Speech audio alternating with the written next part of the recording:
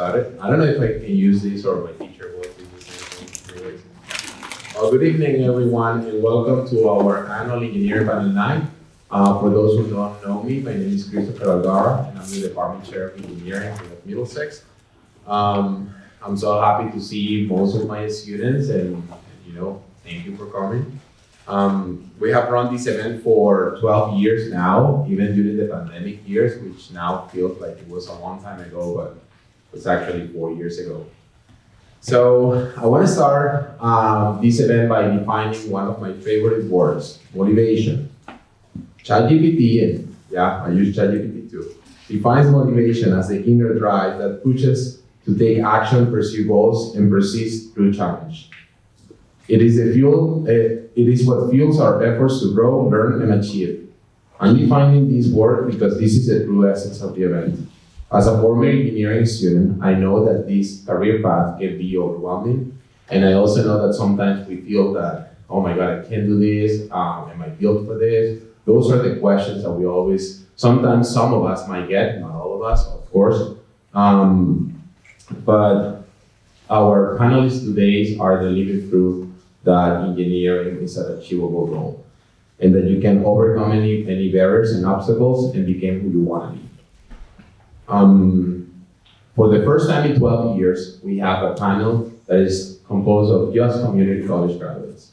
This is a really nice coincidence that was not intended to be. I usually reach out to my students, but thanks to the power of LinkedIn and other connections, we were able to find community college graduates for this panel, which is great because they were where you are right now, in the same stage, pursuing a career and trying to get through their pathways. An event like this doesn't come together overnight. Engineering Panel Night is a community effort, bringing faculty, staff, and administrators every year to make it happen. I want to thank everyone that has been helping all of us to get this event together. In particular, I want to thank our communications department for being here with us recording the event. This is a huge help for our online students as well. Our admin, Stephanie Adams, which, she basically made sure that our panelists were treated well, that we have enough food for everyone, and please eat, because we bought all of that for you guys. So I think if you want to take two, that's fine, or more. And also I want to recognize our Dean to pay. She sponsored our meals and drinks today, so thank you. And at the end, I just want to thank everyone for taking the time out of your agendas to be here. You, our students, our wonderful panelists today, because they're all coming from working, so their day hasn't ended, so we're very thankful for that. And we also have members of the college community, such as staff, faculty, and some of our deans. We have here today our Dean Freeman, the Dean of Wholesale, and our Dean Tupay, our Dean of STEM. I also want to take a few minutes to thank the LSAM program. Those are the ones who basically gave us the dollars money to make this happening. And LSAM has been sponsoring these kind of events for years. I think one or two people here in this panel were once also LSAM students. So LSAM, thank you for helping our students. And now I just want to explain what the whole panel will look like. So each one of our panelists will have 10 minutes to tell you their stories. How they became who they are right now from being students. They can take more or less. It's totally up to them how they want to do it. And then after that, after they all share, we will open the panel for questions and answers, Q&A. And you guys will have the chance to ask questions to the panelists, and then we'll leave 10 minutes at the end, so you can come and meet the panelists in person, okay? And then we should be all out by 8 o'clock, so we want to be mindful of their time and everyone's time. So thank you so much to all of you. Let's enjoy this wonderful evening. And like I said, there's enough food for everyone.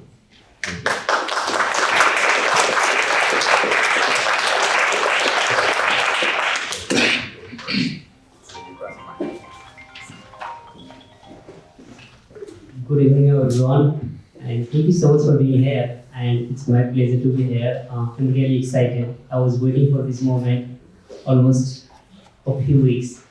Yeah, and finally I'm here. So I just want to tell you my story. So I was born and raised in a small farming village in Nepal. There was no electricity. no road, and you have to go to school with barefoot. You have no like a sandal, nothing. And even I went to school, then after school I had to help my mom, like growing up all the foods, like potatoes, onions and tomatoes, and taking care of my sisters, younger sisters. Even I was like a 10 or 12 years old at a time. Then after the days, I moved to a small city, it's called Janakpur, that is in Nepal. And I did my high school there, 11th and 12th. And I just filled out one form, there was called diversity lottery visa. So American government, they give free visa in poor country like Nepal, and before they used to give in India too, even and foreign country, other countries too. So I just fill out that form, and luckily I was selected by diversity visa lottery, and I got the opportunity to come to the United States. But when I came to the United States, I could not be able to speak in English. So, and one of my father's friend, he was living in the Boston area, greater Boston area, so he was living in Fall River, and I came to the USA, I could not be able to communicate with anyone, and I was working at the gas station every single day, 7 days a week, 50, 60 hours per week. Then I was asking everyone, I want to go to college, I want to go to college, but I could not be able to communicate. Even I could not be able to find a job. So then I went to Price Right, Walmart, and even some grocery store, I got rejected. They said, you could not be able to speak in English, and we could not be able to hire you. So I found one store, there was an owner, and he was able to speak Hindi, and he gave me a job, and he teach me like a hi, hello, stuff like that. Then I was working there for a few weeks. Then after a month, and almost around a year, one of the faculty member from community college, he stopped by. He came only one time in that store, and I showed him a tag, and I asked him, I want to go to college, can you help me? And he was not able to understand. Then I was trying to tell him I want to go to college, and he was so nice and polite. He stayed there for me for a while. And I was taking a customer, and he waited on the side, and he said, yeah, I will give you my business card, and you can contact me anytime, and come to our community college. It's welcome for anyone, even from any country. We don't care about race, or we don't care about the color, or anything like that. We are happy to help you. And he, by the way, he was the VP of community college at the time. So I asked my boss, can you please drop me at community college? And he was nice enough to drop me at Cristopher Community College, that is in Fall River. And I went there, the VP, he said, I'm really busy, but I'm happy to help you. So he took me to the English class, it's called ESL. And he introduced me a few teachers, and also he took me to the administrative, and he applied for financial aid. And also he was able to help me to register for classes and stuff like that. So I took 12 English classes within a year and learned how to speak English. And I was really good at math, and I took math classes then. Then they put me into, I think, college level writing, college level mathematics course. But then I took the entrance, I get into the calculus one right away because I was really good at math. Then I started taking all the other classes. Then after that, I was involving into a lot of extracurricular activities to improve my English. I was involved into STM club, LSAMP. I was the part of LSAMP too. And then I was also part of like international club, multi-cultural club, and so on. And then also talking to multiple professors. Even after class, I was like trying to talk to use their office hours and try to improve myself. Then after that, I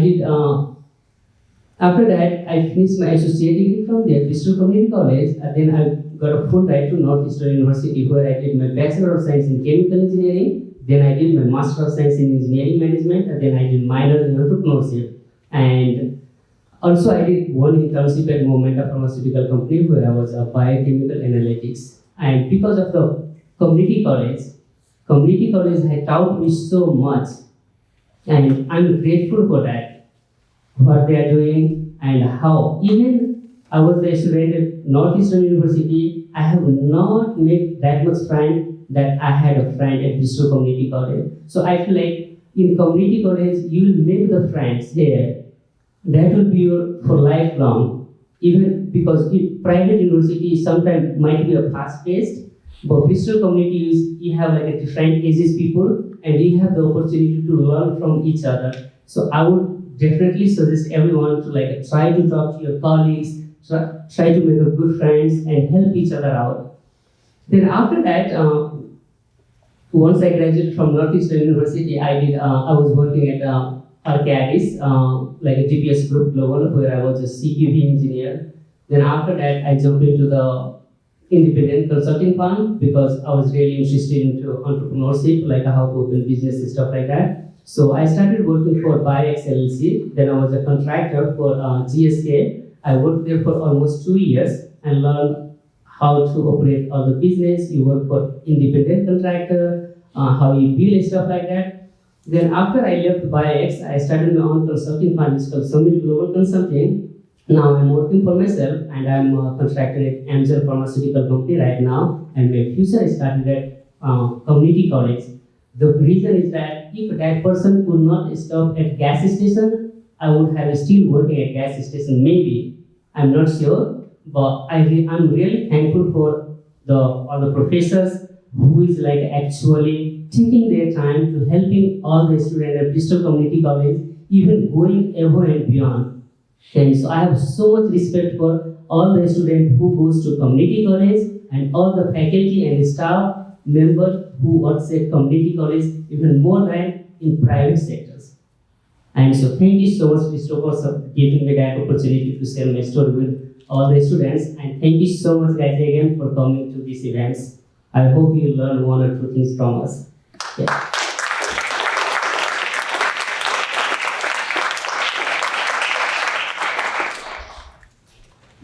Good evening, everyone.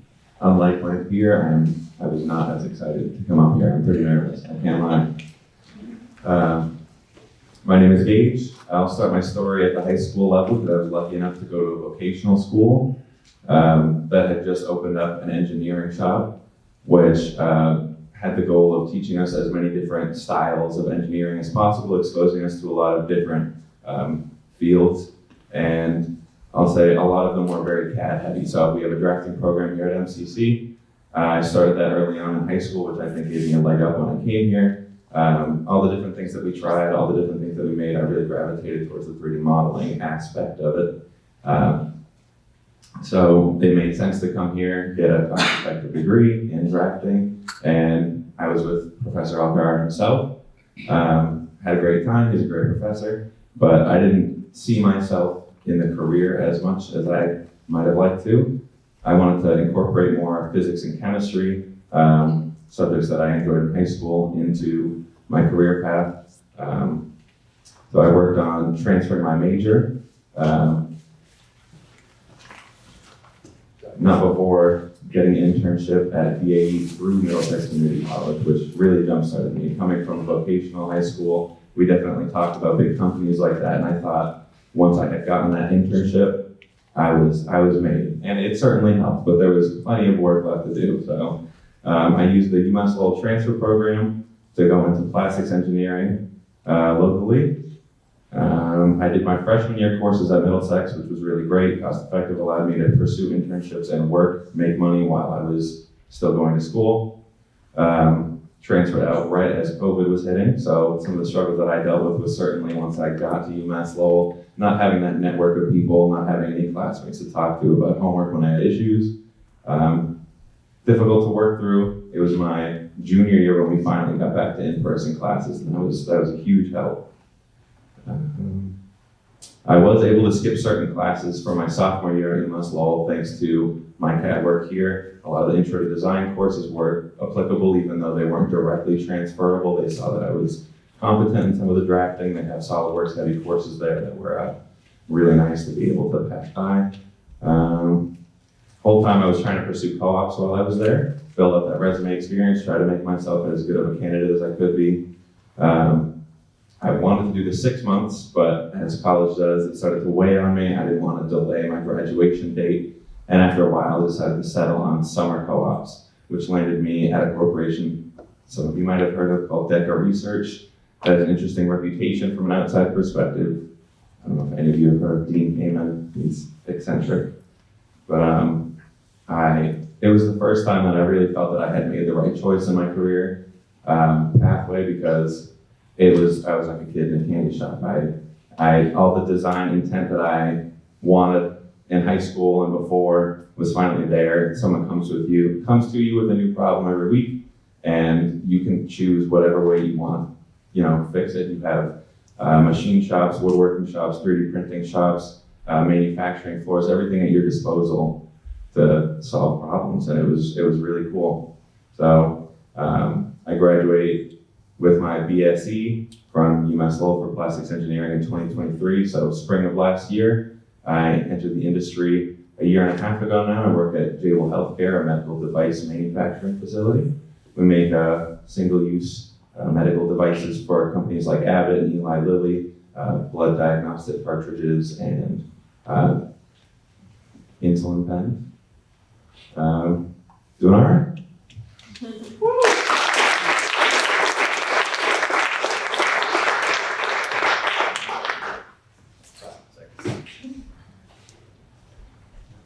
Good evening. My name is Klismann, Azevedo. I prefer to go by Klis for short. I was born in Brazil. Came to America when I was 1 year old.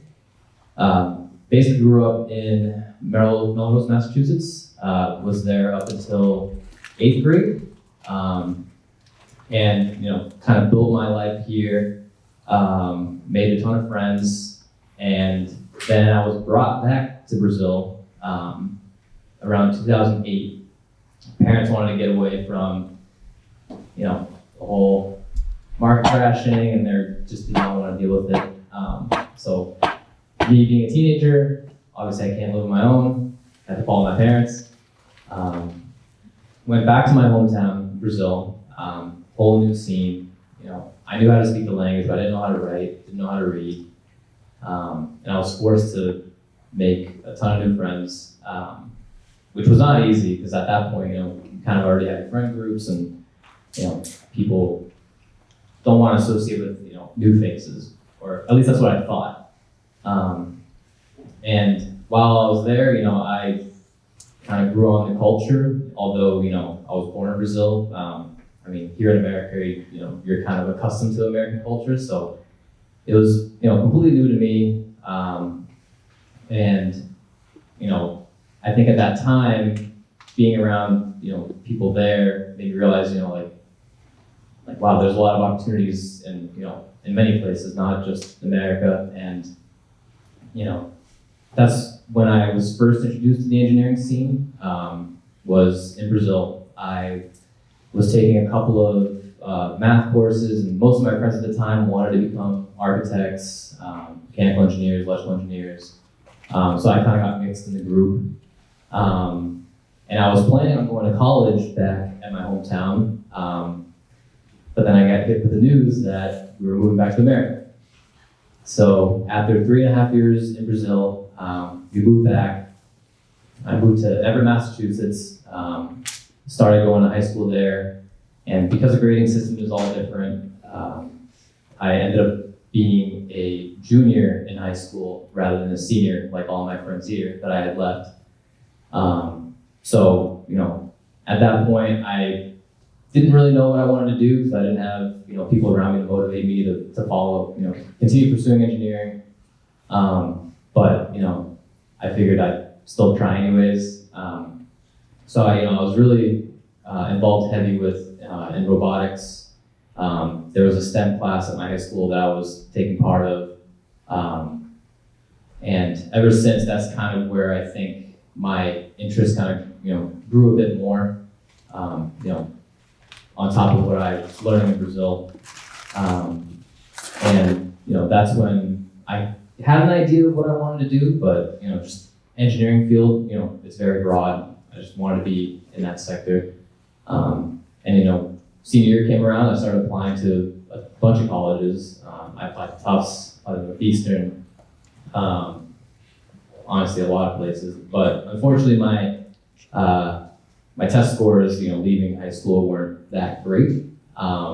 So I kind of thought to myself, well, why not just start a community college?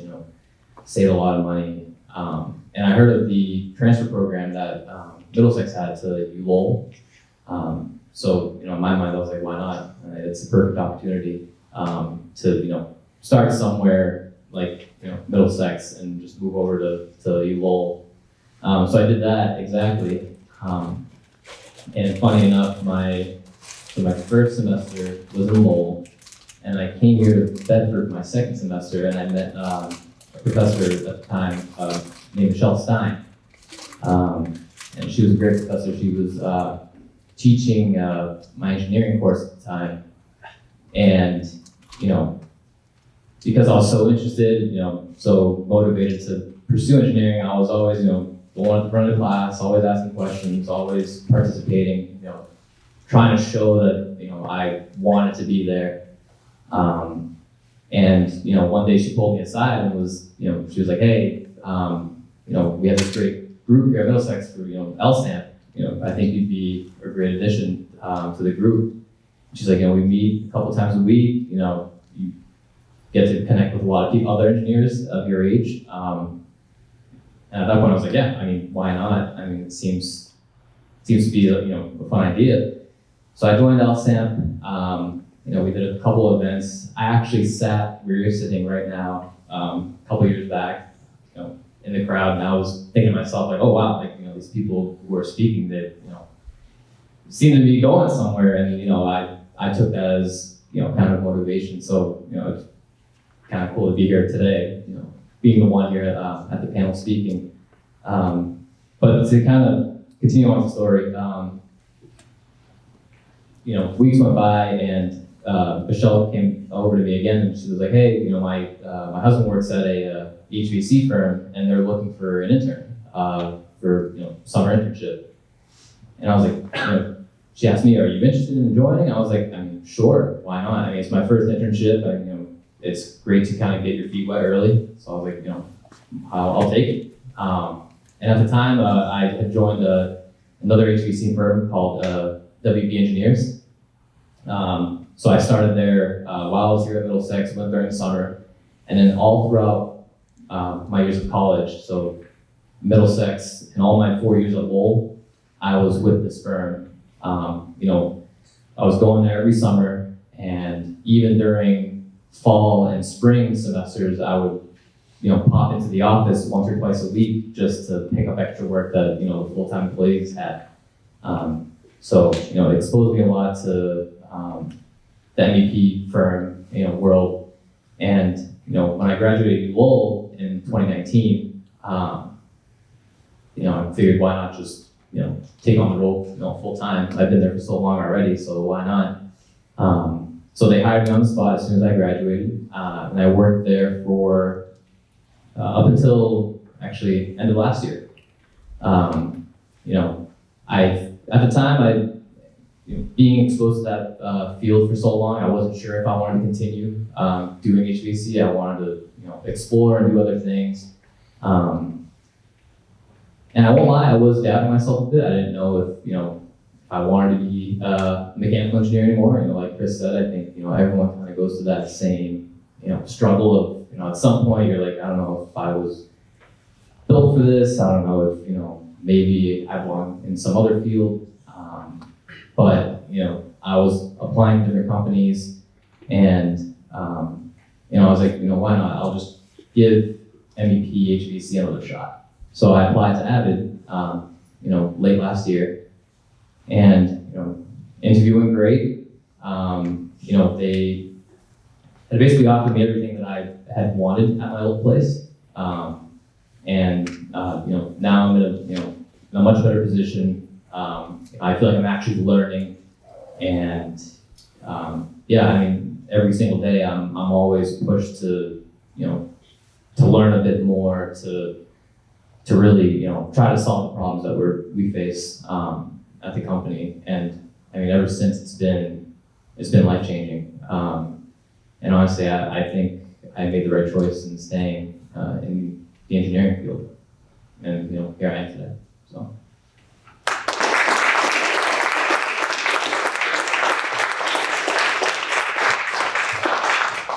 I'm Eli. So similar story to the first couple of speakers. I was thinking about it when I got out of high school. I was a terrible student in high school, like absolutely horrific student. I got out of high school and I was gonna basically go into the trades. I was gonna do carpentry, then electrician, then I was gonna be an electrician, and basically I had no idea what I wanted to do. And I had done electrical work over the summer for 2 weeks and quit. I walked out of the job and decided that I was going to go back to school. And, so I came here. And, when I got here, I had no idea what major I wanted to pursue. I think I started off majoring in music production here. And, I was taking like ramp up algebra. If anyone here has taken ramp up algebra, it's basically to like get you to the college level. And, so I had experience with that. And,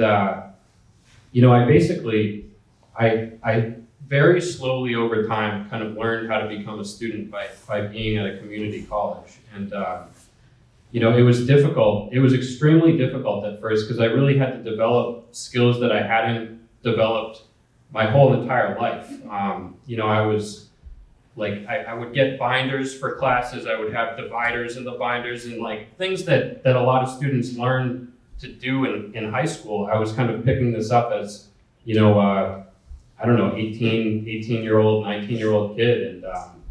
And it was a struggle at first, but I slowly found out that, I wasn't as ill-equipped as I thought that I was. I found out that I was actually capable of doing school, and I hadn't up to that point. I genuinely thought that I was, gonna end with an associate's degree in something that I didn't want to do, and then do a job that I didn't want to do. And, it turned out to be very different than that. I started with pre-calc after I got through the ramp-up algebra. I thought I was going to fail out of that. I showed up, I asked for help, I went to tutoring sessions, all of it. And, I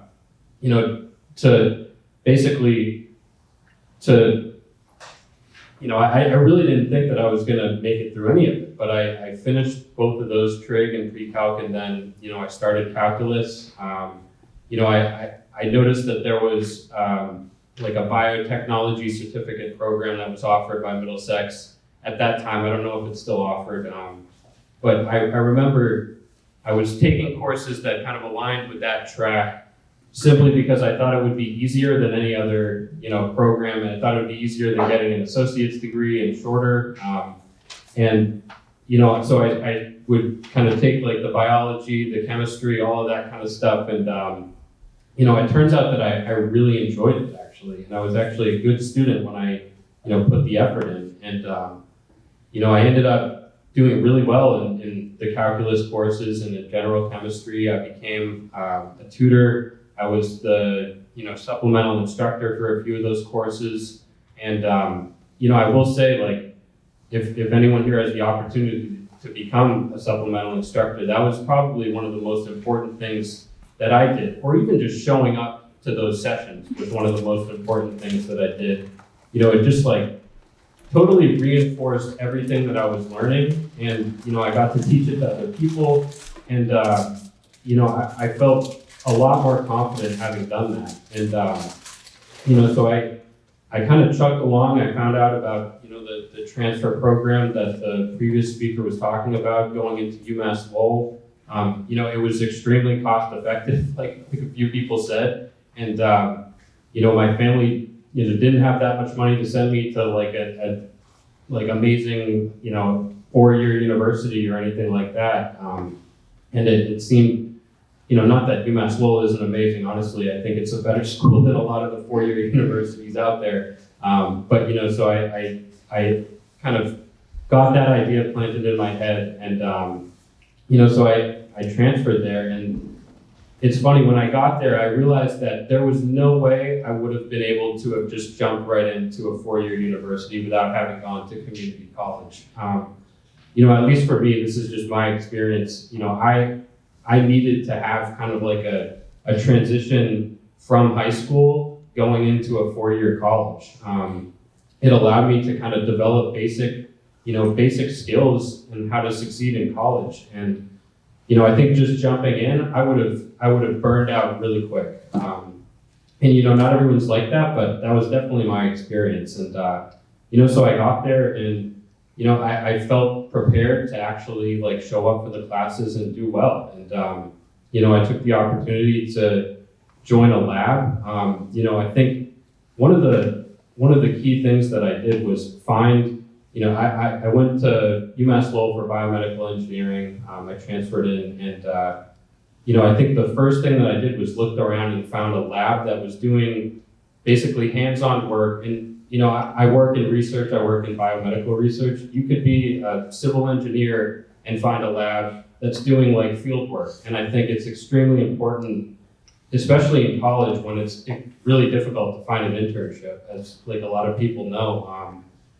Finding a lab or some professor that's doing something related to what you're interested in and just getting some hands-on experience. So I did that, and I loved it. I loved basically, I learned the lingo, I learned techniques, I learned, all these things that when I graduated, I found out was actually useful. Like I could transfer these skills to an actual company.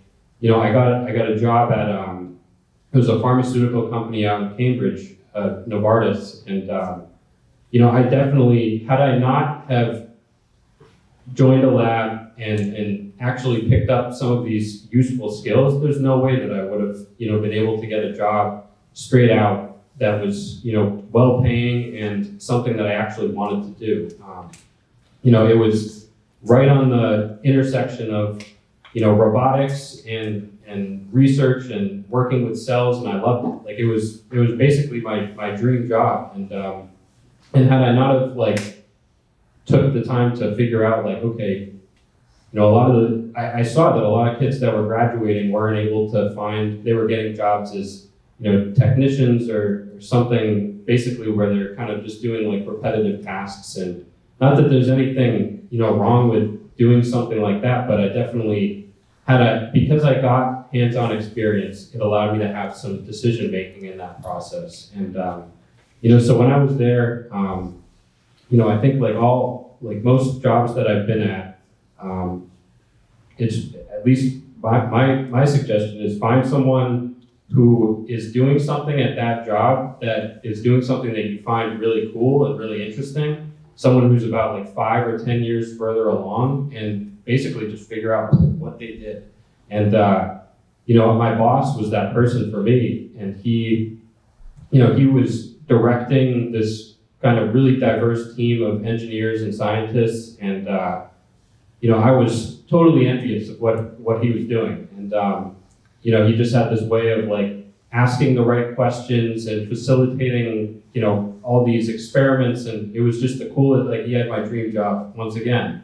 And, one of the things that I noticed that he had was he had gotten a PhD, and, I remember thinking at the time, like, there's no way. I remember being at UMass Lowell thinking, like, there's no way I'm ever going to do that.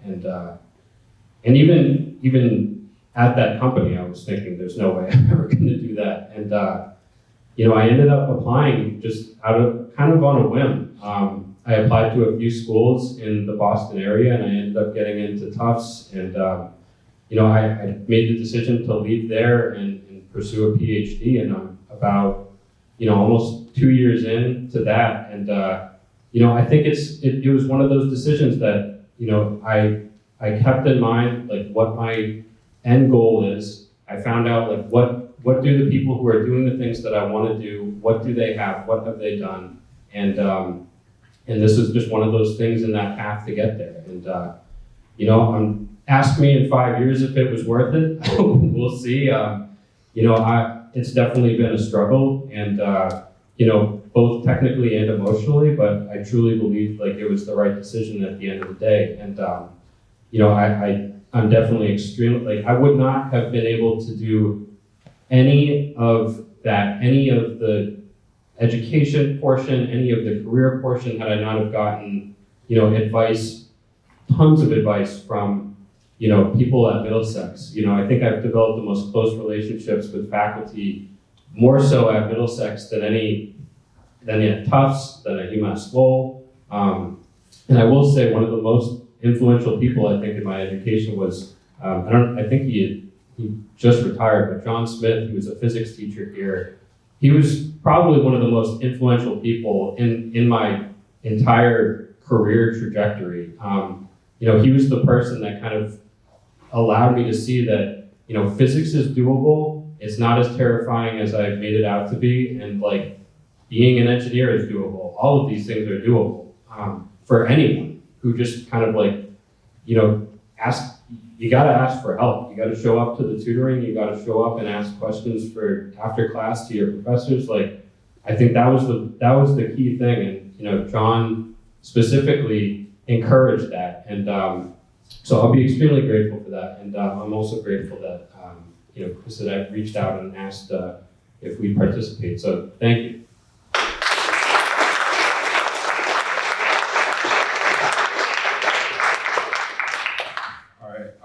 So my name is Justin Murphy. I ramble a bit and I talk a lot, so Chris might have to pull me off the mic in a bit. So where to start? It was a dark night. So I went to high school, Lowell, born and raised Lowell, and I was in ROTC in Lowell, at Lowell High. I didn't do any like robotics classes or anything like that. I just kind of always felt like I could be an engineer, and I liked math.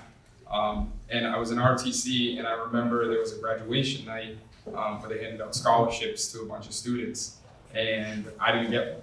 And I was asking the professors or teachers why. They're like, "Oh, Murph, you're not really the college type." And I was like, "What the hell does that mean?" But I was like, "Okay, watch this." So I went to college, did not do good. I was like, "I'm going to show them," and I didn't show them. So that was at UMass, and then I said, okay, you know what, let me take a step back. Kind of like he said, develop some skills, I'll go to Middlesex, easy. So I went to Middlesex, I was like, this is gonna be cake. It's not UMass, because I had that stigma in my head. Didn't do well at Middlesex either, because I just wasn't applying myself, I wasn't going to classes, talking to people. I'd go right to class and then just go home. So I took some time off after not doing well at both schools. And then I was working, just different jobs, and starting to realize like I can do more than the jobs I'm doing. And then the tipping point I think was I was working one job, and my supervisor asked me. He came up. He's like, "Justin, what's going on?" And I was like, "What do you mean?" He's like, I haven't seen you in 7 minutes. Like, where have you been?" I was like, 7 minutes. I was a grown man. I'm like, "What are you talking about? 7 minutes?" I was like, "This is crazy." So I decided that I had to get back to school. So I did that, and I was like, I'm gonna do something quick. Just so I can work and not do this. So I decided, he mentioned they had some certificates. I saw the CAD certificate. I was like, that's quick and easy. I could bang that out and then just be working. So I did that. And I was an adult, so I wasn't able to take as many classes as some of my peers, and I was a bit older. So it took me a bit longer. But I did the certificate, and then I was like, you know what, this is easy. What's another 2 semesters? So I did that and got the degree. And then also in the back of my mind, I was like, you know what, I could do this engineering thing. I was like, let's read. So after I graduated, I re-registered for engineering. And the same thing happened. It was like 1 class a semester, 2 classes a semester, which was tough and got a lot of like Van Wilder jokes from my friends, but I knew I could do it. I knew do my own pace. One thing that was crucial for me was this time around, instead of just going to class, going home, I interacted with people, professors, teachers. I met Chris, who's great. Professor Stein, she also, just like Klismann mentioned, my other buddy, LSAMP, it was huge. Through LSAMP, I was able to do some research experience for undergrads with, went to like Merrimack College in built things, learned how to code and all this stuff. And then when I started doing the CAD program, I was like, I'm doing solid modeling. Like SolidWorks was everything, loved it. Went, got certified, I knew it like the back of my hand. And with LSAMP, just like Klismann had mentioned, Professor Stein asked him if he was interested in working at an MEP firm. She asked me as well. I was after Klismann. And I said, no shot. Like, super boring, architectural, it's 2Ds, squares and circles, there's no shot I'm gonna be doing that, ever. I also had a friend that worked at the same company and he's like, hey, you should get your FE and like, you know, because you can use it in this field. And I said, it doesn't matter, I'm not gonna need it. I'm not going into that field at all. So I ended up transferring, long story short, I went into that field.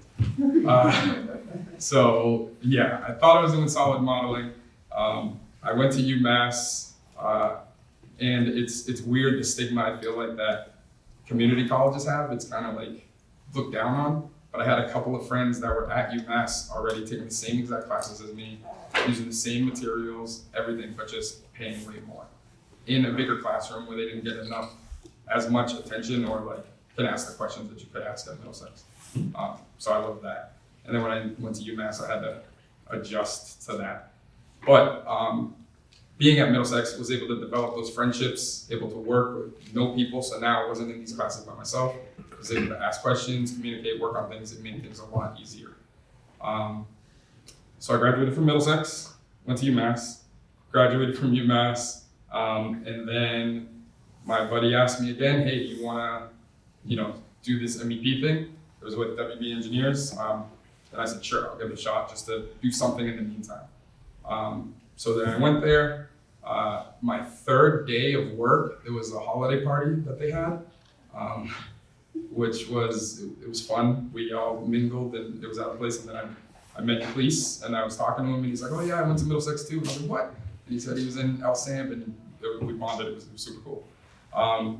Then the next week started and I had to start learning the trade. I'd never learned anything about it. And Klismann was actually there. I worked under him, so he showed me everything I needed to know. And then I left at WB, and then he called me and was like, hey, are you interested in the MEP again? And I was like, nah, I think I'm going solid modeling, SolidWorks, don't want to do MEP anymore. And he's like, all right, well, if you change your mind, let me know. And then I was like, all right, you know what? Let's give it a shot. So Avid, the company that we work for now, they had an opening for plumbing engineer, which all I knew was sinks, faucets, you know what I mean, like nothing. And I mentioned that to them. They said, well, please talk to you. We can train you and all that stuff. And now it's awesome. Like I'm learning new stuff every single day, stuff that I never would have thought that I could have been like found enjoyment in. And there's a lot more than squares and circles that I thought originally, especially with some of the softwares like Revit is big.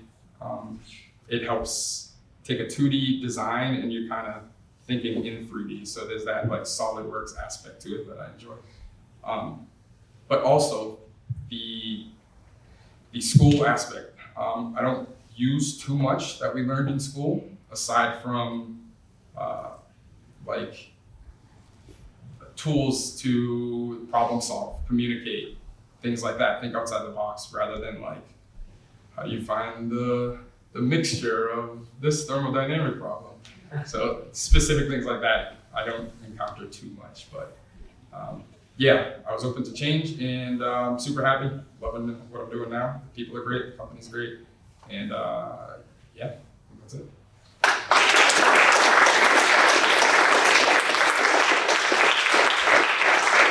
Alright, so now we're going to open up for a question. Thank you guys.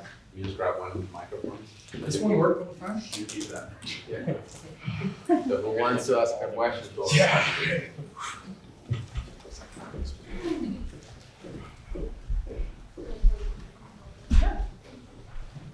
Hi, my name is Angie. I'm in the CAD program, actually, just like you. I was wondering if you guys had a specific, like this is what everyone, a specific class or subject that really challenged you most when you're doing your academic career.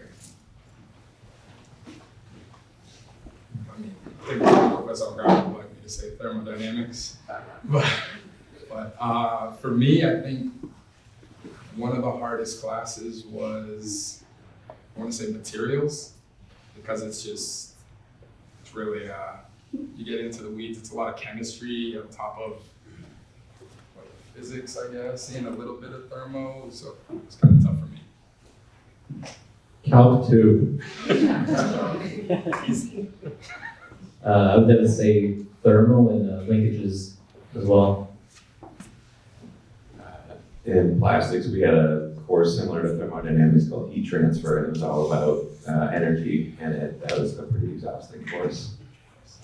For me, specific was like a psychology and sociology because I'm from different background and English was barrier for me and it was harder for me to understand. But physics, math, and chemistry was easy for me, piece of cake, I would say. But with the psychology and sociology, I had a tough time to understand, read a lot, and maybe talk to professor and stuff like that. Yeah. Next question.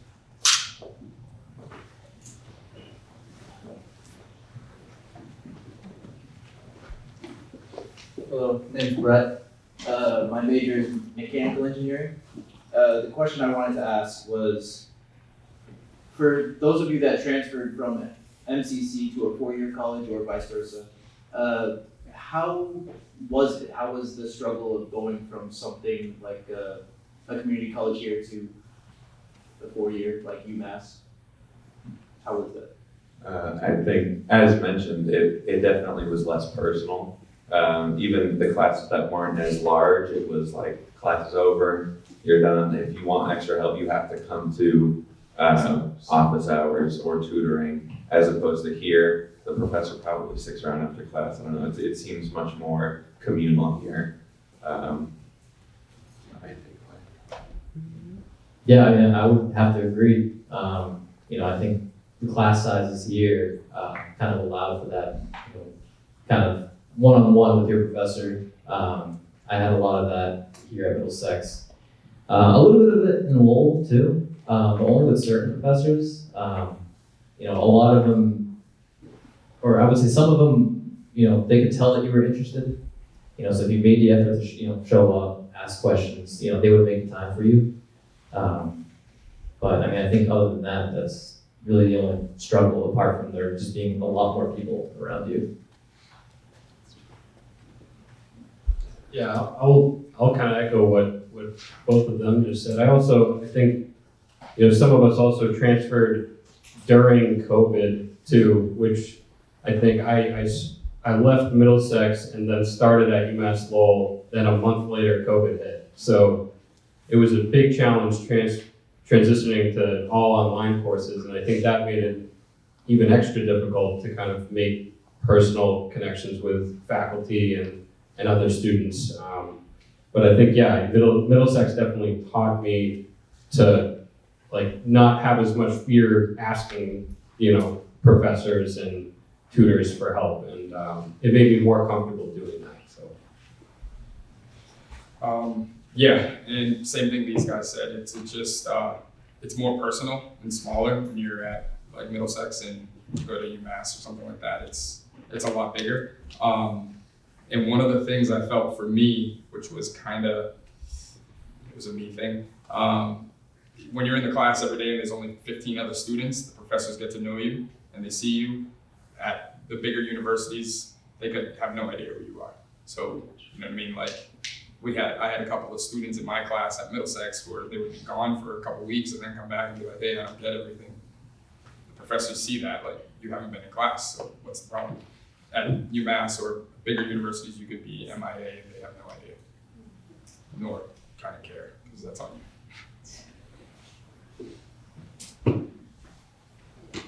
That happened same to me. When I was at community college, I feel like you have a deeper connection with a professor and faculty member, and even the TA or maybe supplemental instructor, or even if you use a tutor a lot, there is a lot of resources and they are available to you for the community colleges.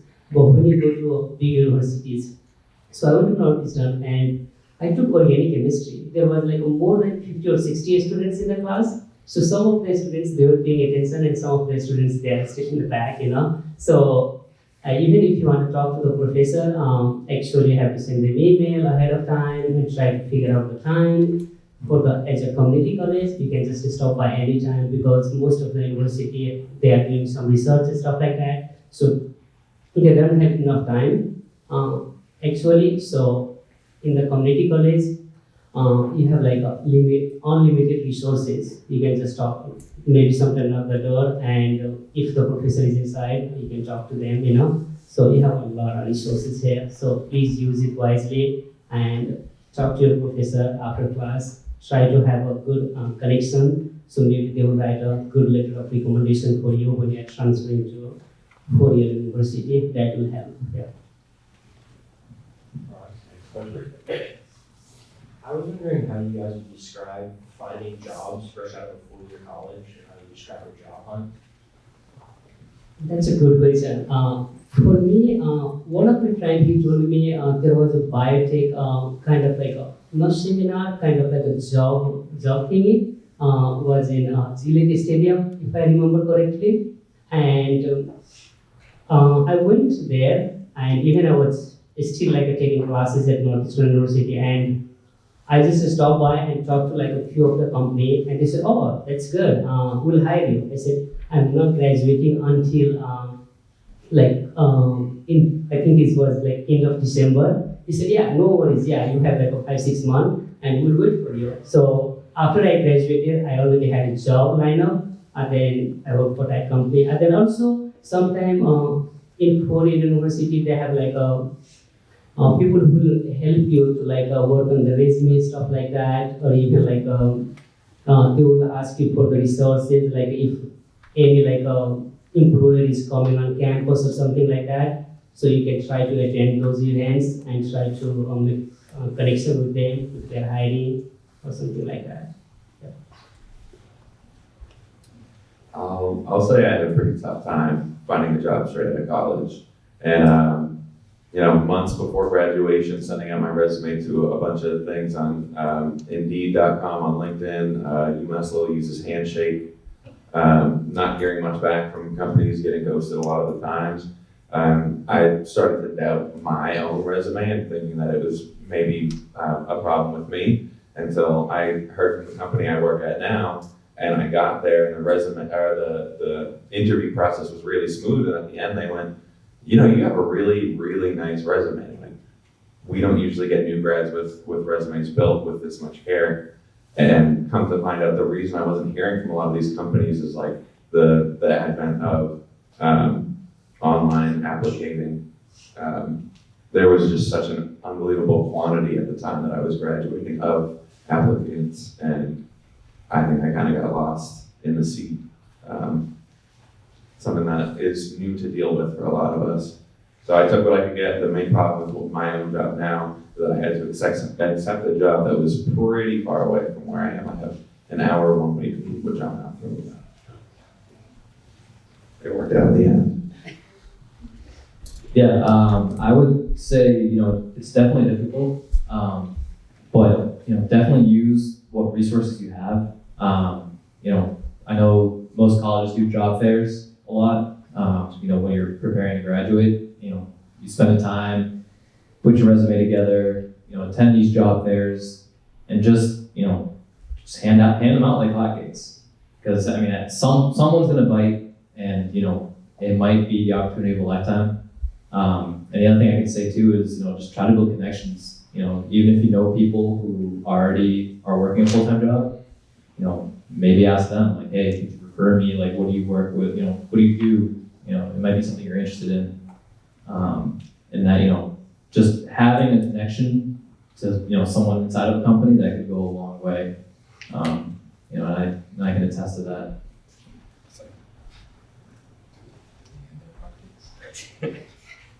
Yeah, I don't know. That's a really good question. I think at least when I was, 3 months out from graduation, I just became absolutely obsessed with finding a job. And so I tried to attack it somewhat methodically. I made like a spreadsheet of all the listings and the companies, and if they had positions, what positions they were. And then I tried to at least look on LinkedIn or something. And I think I found LinkedIn to be the most useful in terms of finding a job, definitely over Indeed or some of the other application systems out there. But looking at the company and seeing, if I know anyone who works there, if I know anyone who knows anyone who works there, just reaching out to anyone that I possibly can, and then emailing, like even just cold call emailing people. I think I found that to work at least sometimes, at least to just get your name out there. So when they see your application, your name looks somewhat familiar. And at least for me, what helped with finding that first job is, I looked at the job description and I tried to find like keywords that aligned with what they were asking for. Because a lot of these jobs, they use like an algorithm to search out keywords in your resume. And so make sure you include those, or else you're basically going to be just not included in whatever algorithm they're using to filter your resume. So. So yeah, same thing these guys said. I felt like it was kind of difficult, the job search process. I felt like every time I was looking at a job description, no matter what it was, I was like, I feel like I don't match what they're asking for, which was kind of tough. Like even when it was just doing a CAD degree, I was like, all right, I'm gonna be a CAD technician, that's all you need. They were like, okay, CAD technicians, you need a bachelor's. I'm like, what? So then I got my degree and now I'm like in the industry and I'm like, wait, there's people out here doing it that don't have these qualifications. So my advice would be just apply regardless of like, if you think you are somewhat qualified, just throw it out there. And also networking and just talking to people, getting connections is, I feel, huge. And that's all I have to say about that. Hello guys. Hi. My name is Victor Sullivan. I'm a student in engineering and technology here in Middlesex.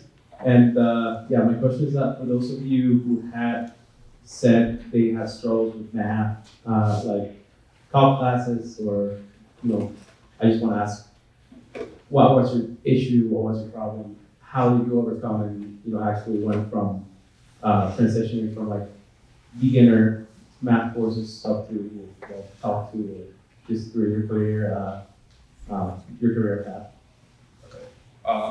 So mine, I don't know if I mentioned this when I was talking.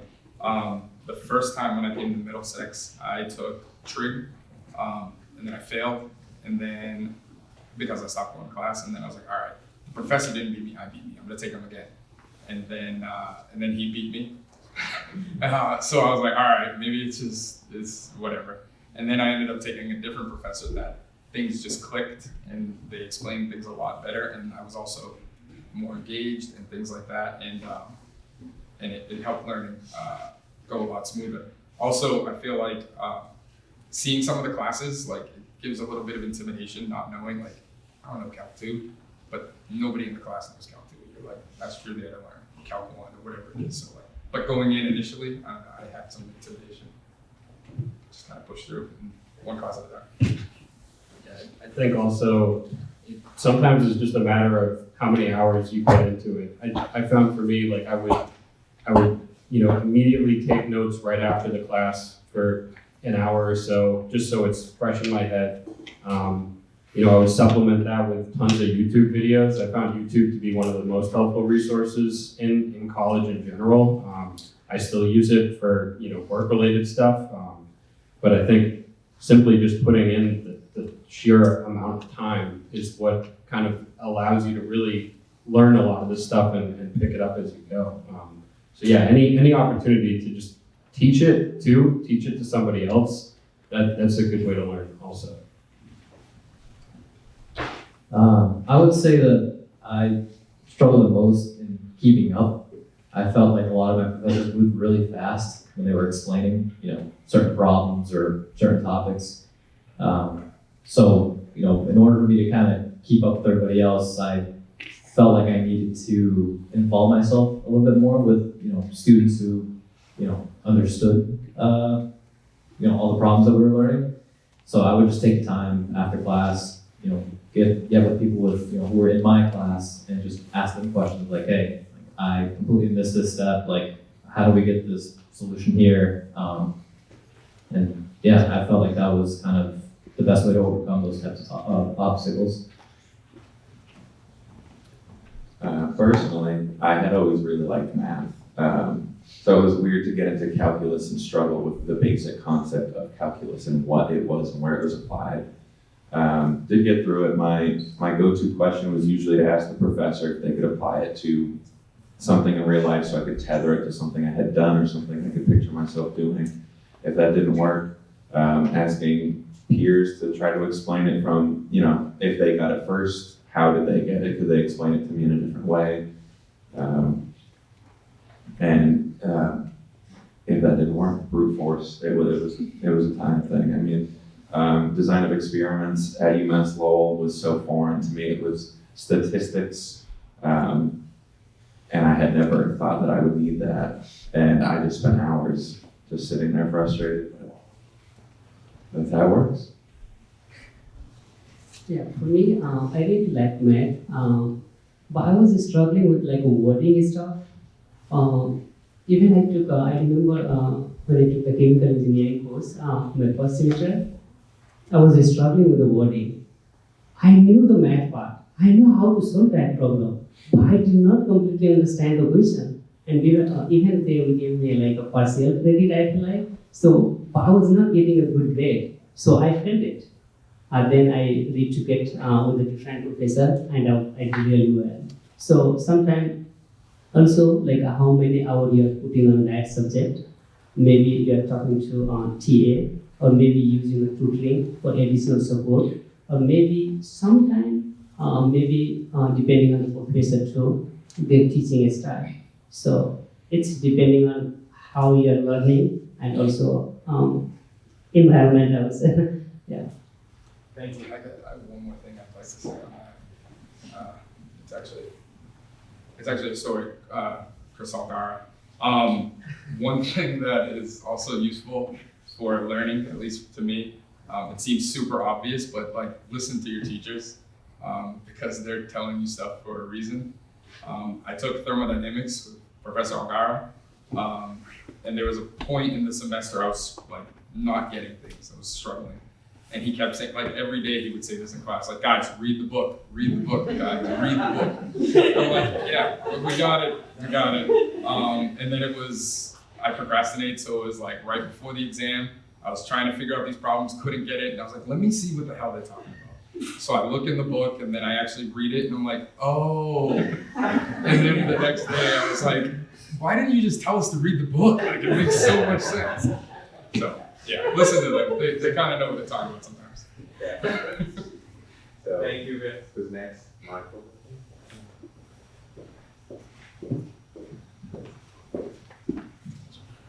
Oh, hey, name's Matt, doing CAD engineering here. Looking to get into solid modeling, manufacturing. I do 3D printing, welding, construction stuff for farms, like what you were talking about, problem solving, that kind of thing.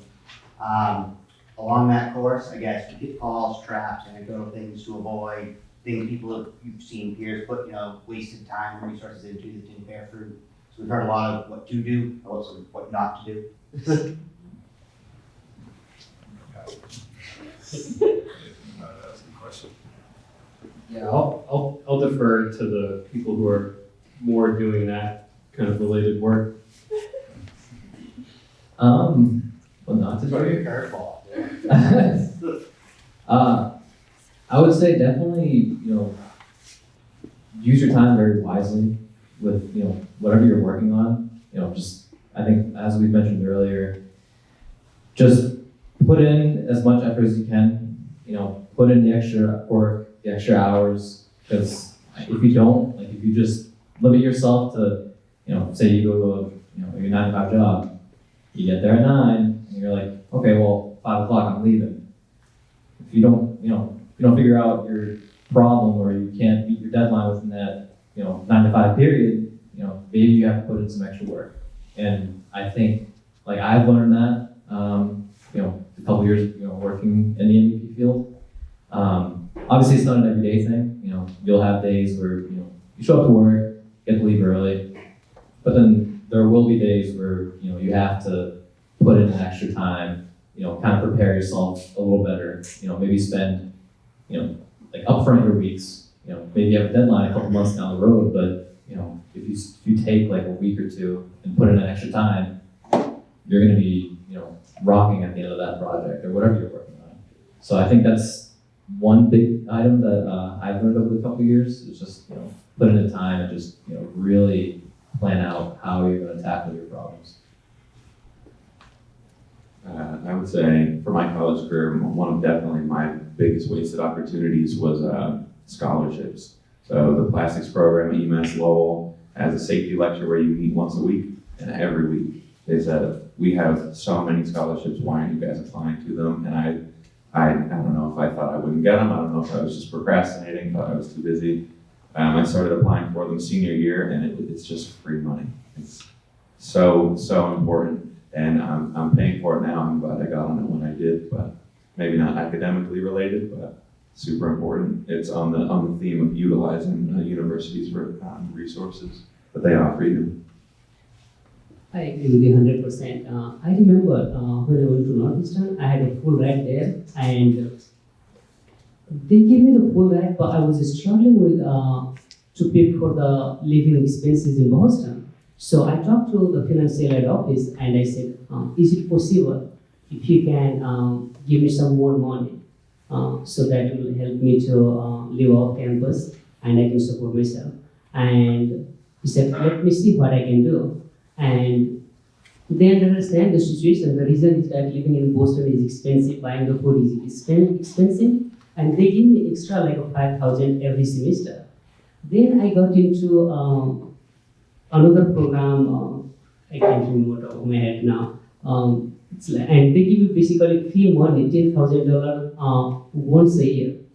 I can't remember the name of it. It will come out. And basically, you have to just attend once a month meeting, and they teach you about they will just bring a professional Moderator, and they just talk about their expertise and stuff like that, and there will be some design stuff like that, and learning basically networking events.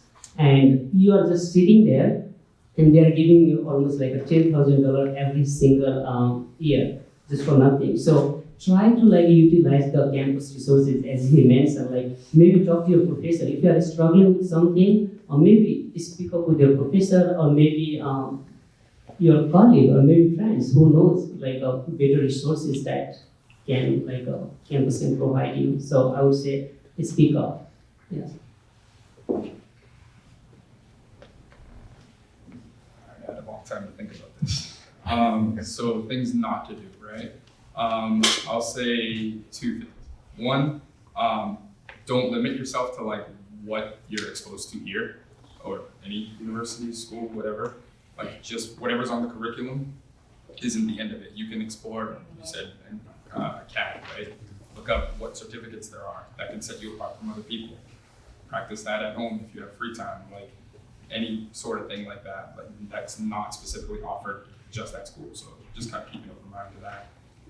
Also, something else not to do is, I think let failure or not getting something the first time weigh you down. Shrug it off and just do it again until you get it. Right? Because I failed a couple times.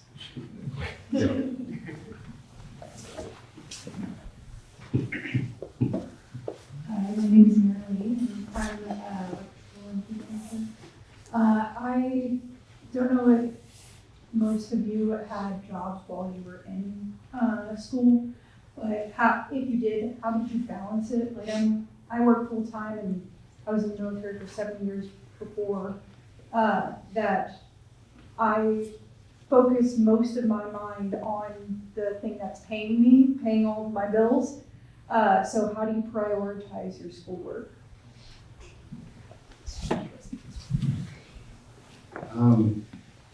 Yeah, so when I was at Middlesex, I think I was working part-time, so it was a little less of kind of an overload while I was taking courses.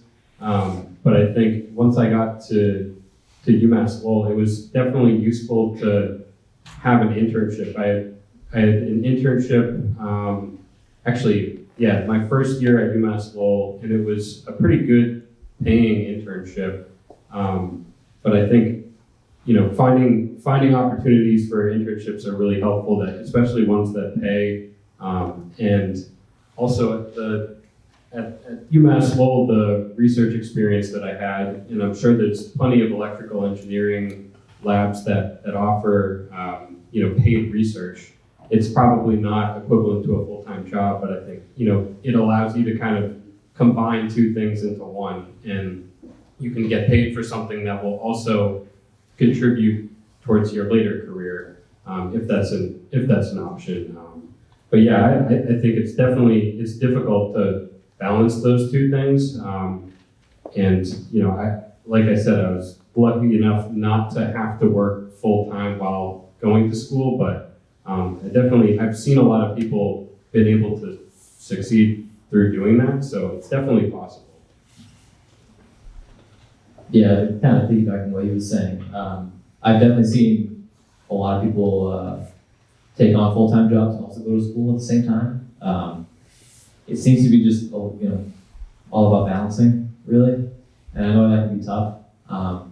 For me, it was a little different when I was doing my internship and also going to school.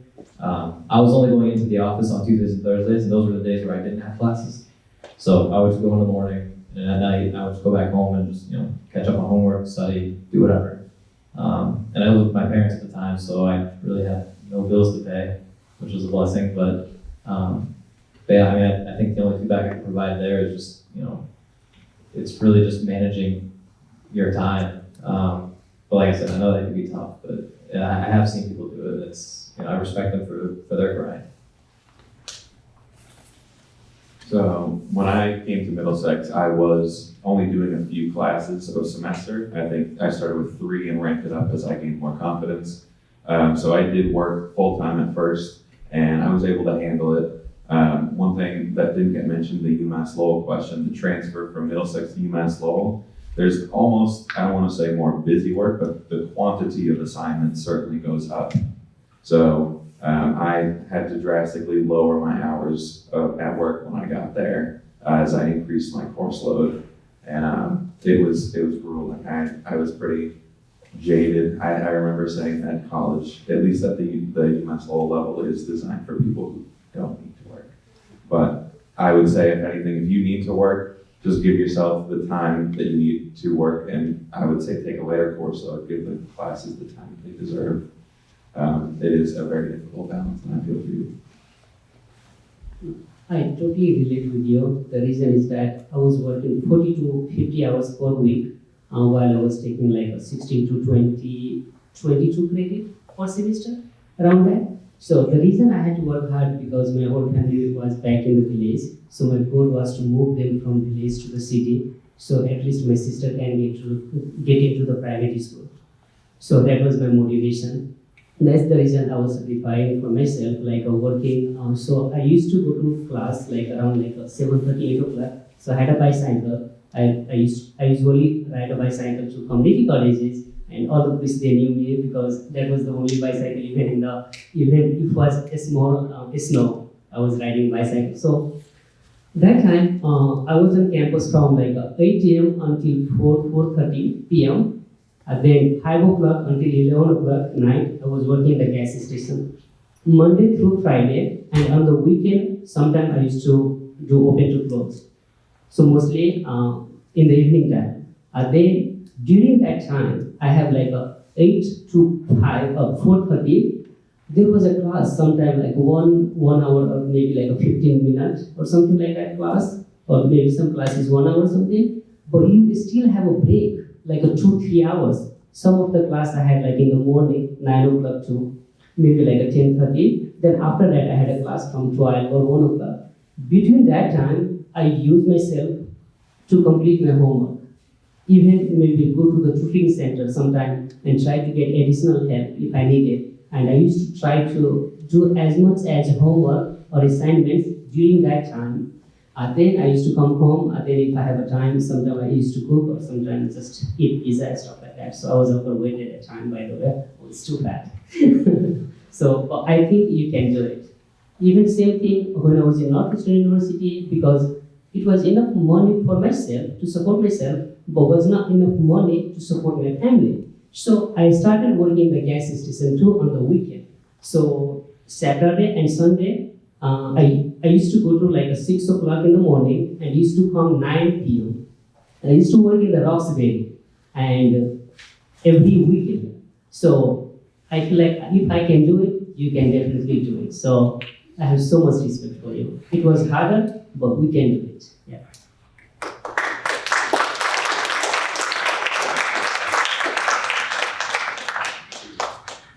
Yeah, so everything these guys said, like, it's super hard. College isn't easy, engineering isn't easy, and then having to work full time is super tough. I did the same thing, and also I kind of scheduled myself that like my weekends were what I needed to get done. So it kind of sucked. Couldn't go out, a lot of sacrifices, missed, every Patriots game. I was always working on assignments, so that kind of sucked. But I got it done, and then also took advantage of like when other students weren't working or doing stuff. That's when I took advantage to try to stay on track, like winter classes and summer classes. Like they were taking time off, I was stuck doing classes, but still got to work. And then, like I said, weekends, banged out stuff like that, and made it work. Not easy, but you can do it.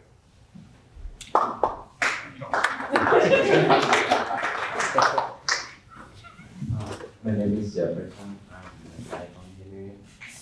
And I was just wondering how is it like working for an engineering company? Like, what's your expectation? How is it different from your normal job? So my company now is, I feel like it's not like real life. So I worked at a bunch of different companies, and they haven't been great. Like there's been some cool people, but most of the jobs are pretty like stiff and strict. At the company we're at now, like there's a lot of work. Like, we work a lot, but there's also a ton of other aspects to it that it makes it enjoyable. It doesn't feel like work. Like we have a ping pong table right in the office, so randomly people will just be playing ping pong. There's a lot of outings, events, and we like enjoy going to work more than just like, oh, is it 5 yet? So at least from my experience. Yeah, I'm thinking back, at least for the first job in the kind of general engineering field that I had, it was working as an intern at this company actually down the street called Integris. And I was it was like an applications engineer position, so we were trying to identify different ways to kind of modify this fluid handling system for biomedical applications. And so I guess like a typical day for me in that position, it was kind of a mix of doing some CAD design, kind of modifying previously made designs such that they could, better be used for the applications that they were looking to use them for. A lot of it was also kind of just office jobby, if that makes sense. It was a lot less kind of, at least that position, it was a lot less like tinkering and working in the actual machine shop and stuff like that. And it was more so just like doing some a lot of like corporate stuff, and which wasn't really what I expected. I kind of had this like envision of an engineer just constantly like, working on a machine and doing this really cool stuff, and that's not entirely what it turned out to be. Not to say that there isn't that too, but I think as an engineer, it's an interesting job because you get such a diversity of different tasks, and you have to kind of take a lot of the problem-solving skills that you'll pick up here and, in other jobs that you'll have along the way, and just kind of figure out. And I think a few speakers previously touched on it, but just, constant problem solving, and a lot of the times you'll have tons of different ways to solve a problem, and you'll have to do the work in trying to figure out, okay, what's the most efficient way to do it though, because time is money in a company. So, yeah. Yeah, I would have to agree with what these guys have just said. Back in high school, I was working at Gap, Panera Bread, like all part-time jobs a high school or college could pick up. Very strict, but then once you get into like an engineering firm, I think it's a lot different. I think you build closer relationships with your peers. depending on where you are. And, most of the time you're working very hard, a lot of thinking, a lot of problem solving. But, once you've kind of reached your end goal and you've completed a project, I think that's, depending where you are, you get to play hard as well. Whether it's with your peers or, just like outside the office, whatever it is. So yeah, it's definitely different.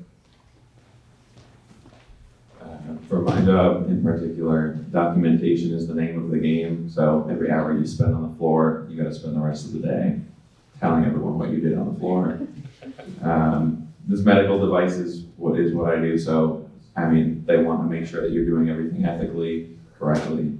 So it makes sense. One of the striking things when I got to the industry was how much trust they have in you.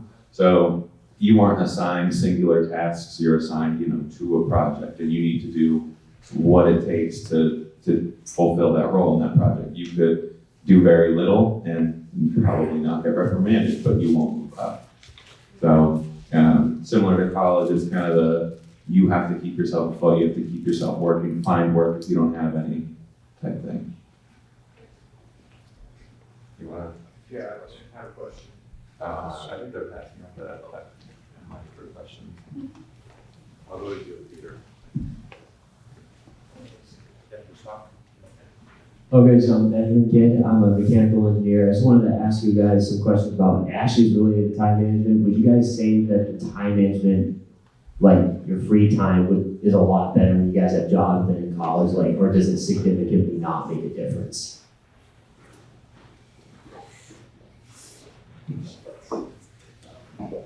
As someone with a 1 hour commute one way, as someone who spends at least 2 hours a day in a car, minimum, my free time is much less now.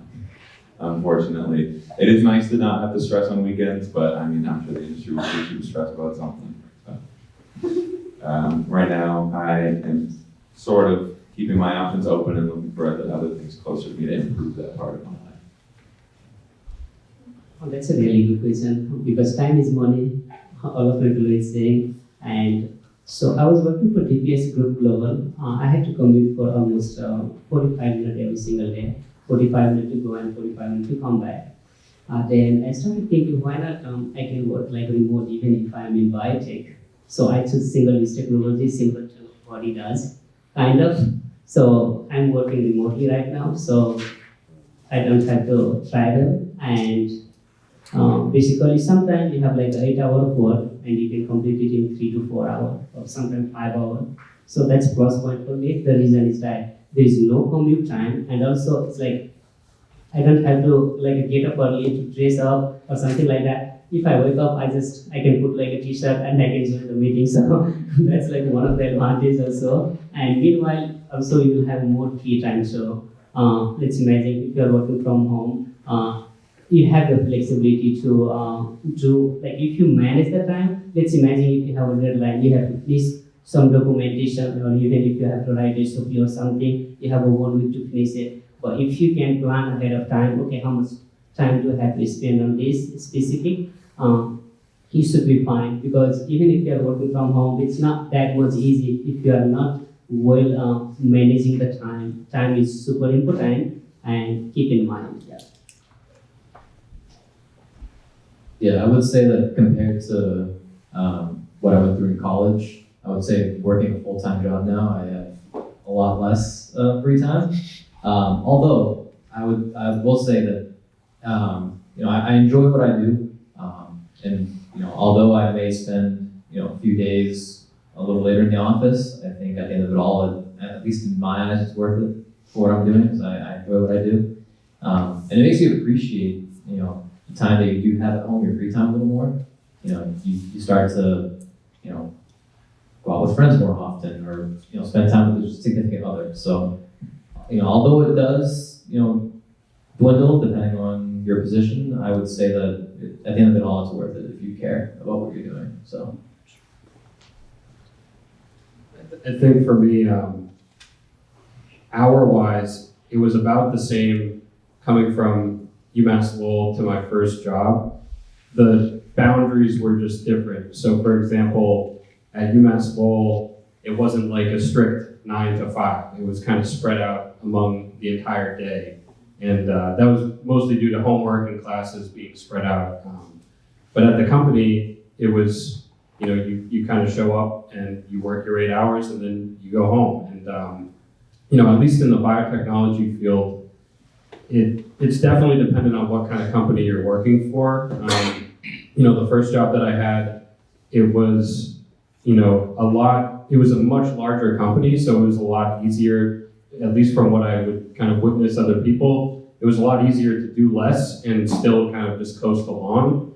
Some people would work 35-hour weeks, some people would work 60-hour weeks. And it would definitely show in their progression in their career. Obviously the people who put more time in typically got promoted quicker and so on and so forth. But then at smaller kind of startup companies, the demand was a lot higher for everybody. And, I think when applying for jobs, gauge, what the environment is at, said company and kind of get a sense of, how comfortable the person interviewing you is. If they're like looking at their clock in like a total rush, that's usually a red flag. I probably would kind of stay away from an atmosphere like that if that's not what you want to do.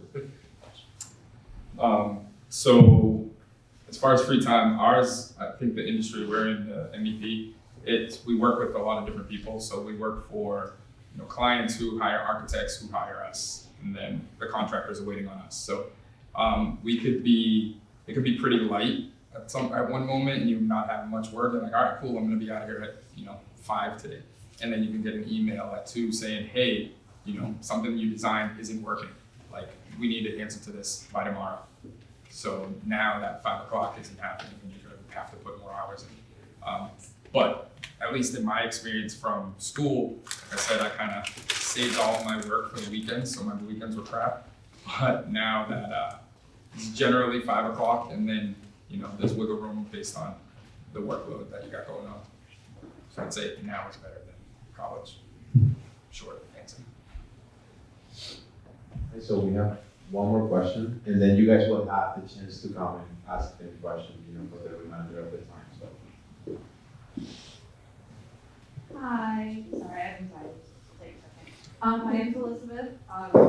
Ironically, I've been in college for a hot minute. I do have an associate's degree in electrical and electronic engineering from a different college. But then I came here because I wanted to do CAD. But this question's more for advice of people who have been doing this. So I work full time for an electronic, not as an engineer, but I'm a step down. But my job, I'm at the point where I ain't moving up. I'm dead end, brick wall. But I feel like if I don't apply to a higher position, I'm gonna take way too far of a step back.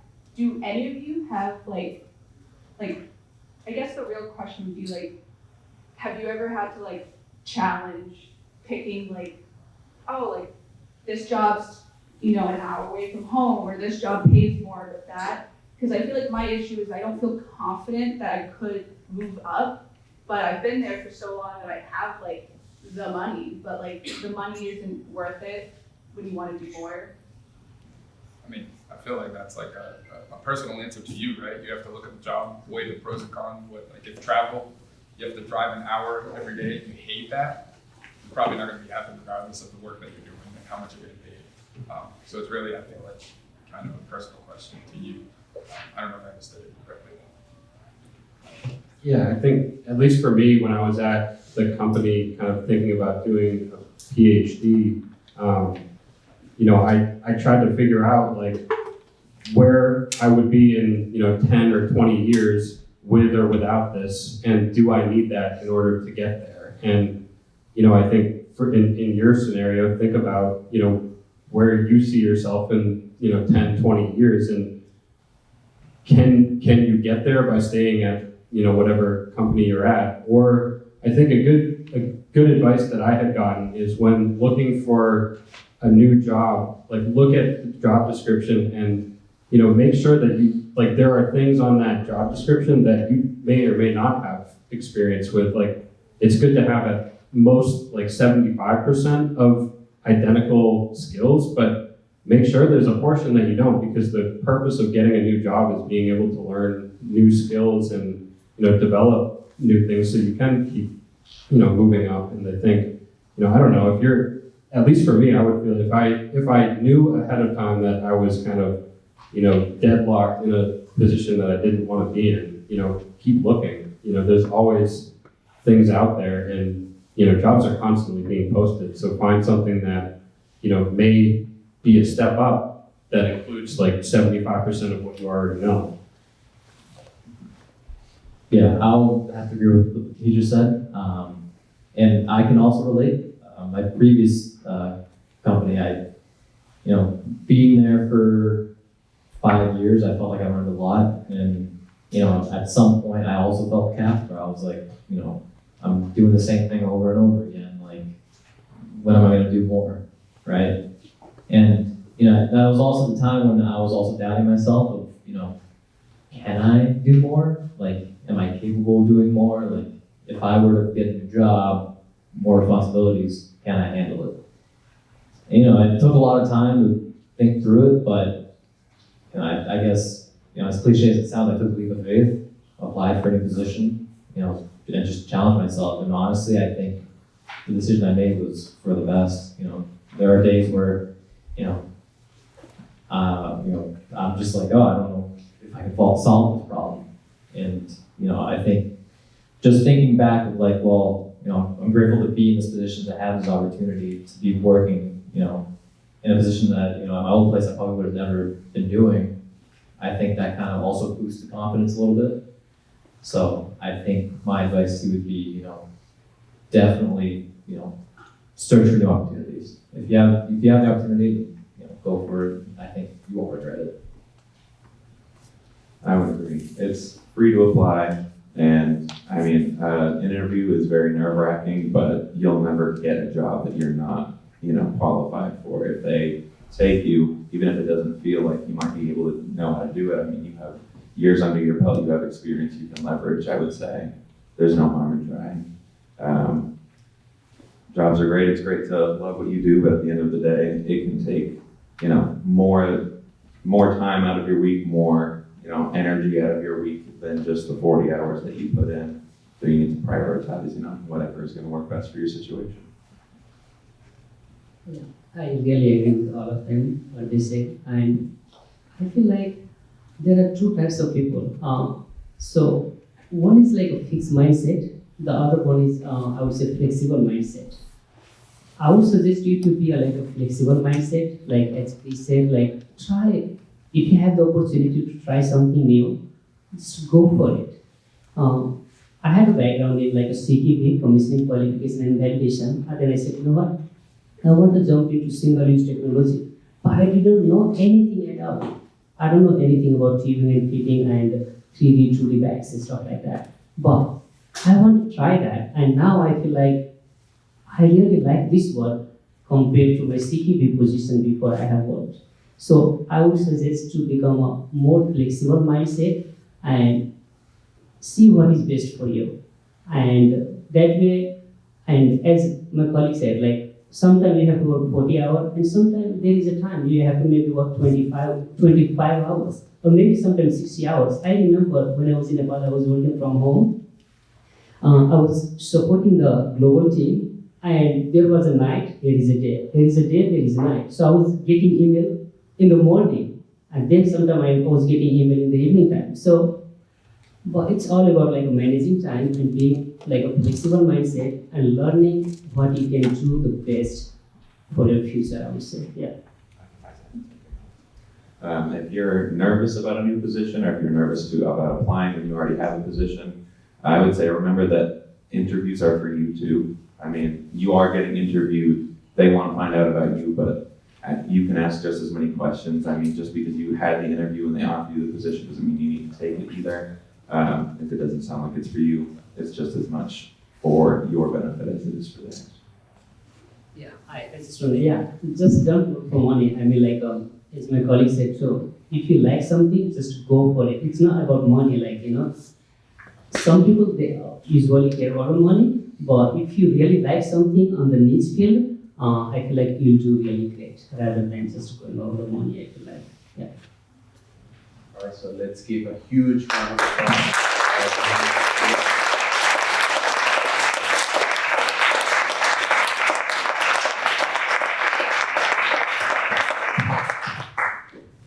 I have a few announcements to make before we go. So the first one, guys, we have a lot of food. I will hate to see that food go to waste, so take 2, 3, 4, 5, how many you want. Come, and share that with your family. I'm very happy, but I will not be if I see all that food go to waste. So another thing is that you have 2 pieces of paper. The first one is a survey. It's called the Elton survey, and we use this as an evaluation of the event. So if you can complete that, Professor Shalom and myself will be collecting this at the end of the event. And then you have this pamphlet, which is from the Careers of Integrated Learning. This is an office that will get you jobs. And right now we have a lot of employers that are looking for CAD engineering students. It's very important that you read through this and you can find opportunities, paid internships and more. Okay? So I just wanna close the event by saying something, and honestly being able to witness the transition from that side of the table to this side of the table, at least to me, is the greatest thing that this job has. So I'm very grateful for our panel. I'm very proud to see former students, although it makes me feel a little old, but it's fine. I'm very happy, thank you. In a few years, I will be reaching out to you, so if you see an email or a text on LinkedIn, please answer that email because I will want you here. Thank you very much.